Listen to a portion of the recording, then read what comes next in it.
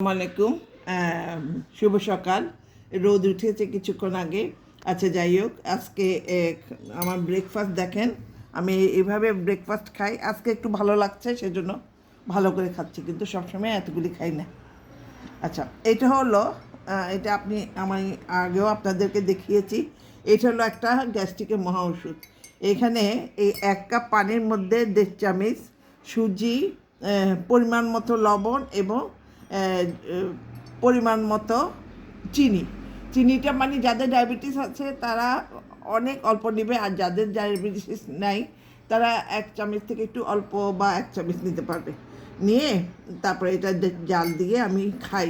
আমি সবসময় প্রথমে সকালে 2 গ্লাস পানি খাই, তারপরে এই ওষুধ খেয়ে এটা খাই। এটা খেলে আমার গ্যাস্ট্রিক ওষুধ আর খেতে হয় না, সারাদিন আমি ফুরফুরে থাকি। আর এটা হলো পরোটা দিয়ে আলু ভাজি খাবো। তারপরে খাবো চা। চা খাওয়ার 20 মিনিট পরে আমি ফ্রুটস নিব। এটা হলো আমার আজকের ব্রেকফাস্ট। ধন্যবাদ, ভালো থাকবেন। আপনারা যে যার মতন খাবেন। ধন্যবাদ।